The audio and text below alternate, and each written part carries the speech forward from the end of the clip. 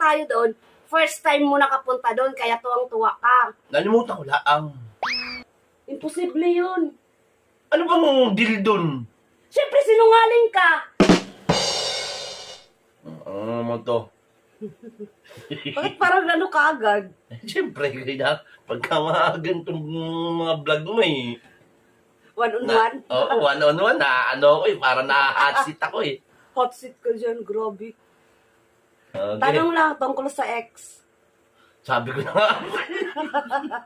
Sabi ko na nga, be. Ex na naman. Bakit takot na takot kapag sa ex? Hindi kasi, kaya ako na ano, pagka ex ang pinag-uusapan, no, kasi, ano siya eh, pigunin. Hindi ako mapipikon. Pigunin. Hindi ako mapipikon. Oh, kayo Hindi na ako mapipikon, Sige, promise. sige. Game? Okay, game. Sa mga ex mo, saan yung pinakamalayo niyo na travel? Travel. Oh, lugar. Ba't naman nakitanong mo na naman yung travel, ano? Basta, sagutin mo lang. Arts mo. Kasi marami kaming pinupuntahan eh. Isang lugar lang na malayo. Malayo, yung Oh, pinakamalayo. tapos yung happy moments nyo. Maraming happy moments. Lugar nga! Kaya nga, marami kami pinuntahan, marami kami happy moments. Pinakamalayo nga. Nandiyan ka na naman eh. Kasi nakakayamot ko, paligoy-ligoy. Isang tanong lang eh. Nakakabwisit naman. May pasampalagad eh, wala pa nga eh. Parang ayoko nang tuloy yun. Hindi nga ako magagalit. Ay, wag mo kasing paligoy-ligoy, nabubuisit ako eh. And sinabi ko, dami, marami nga eh. Isa lang ang sinabi ko, yung pinakamalayo at best moment nyo. Tagaytay eh. Tagaytay? Oo. Nakapunta na tayo dun ah. First time mo nakapunta doon? Nakalimutan ko lang. Sinungaling ka.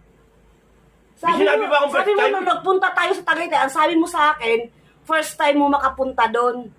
Oh, tapos ngayon may ex. Kasama mo. Happy moment, Tagaytay. Tapos nung nagpunta tayo Nakalimutan, hindi mo pwede nakalimutan lang. Ulyanin. Yan na naman eh.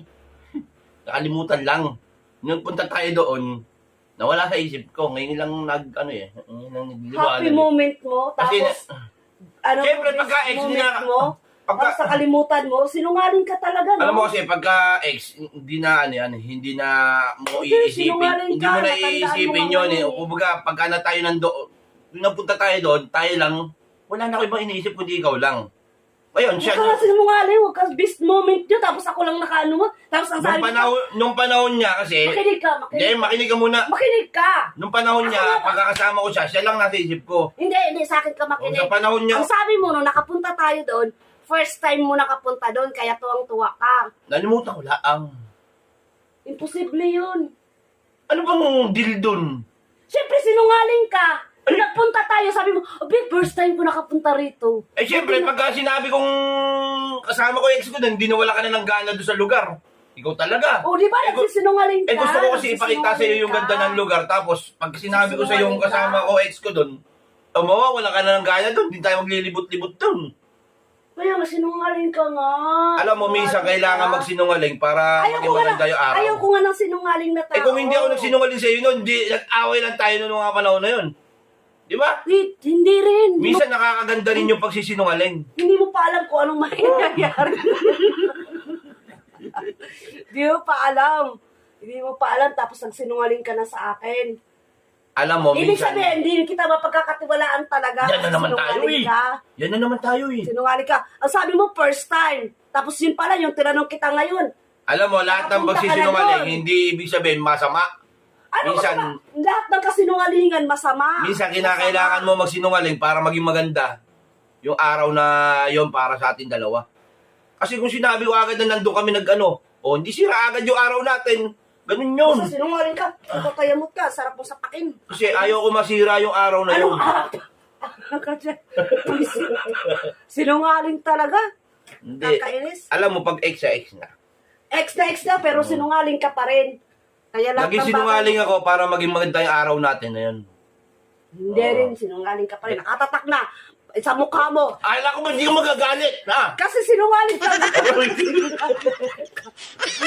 Sige na, tama na yan. Ayoko na. Tigil mo na.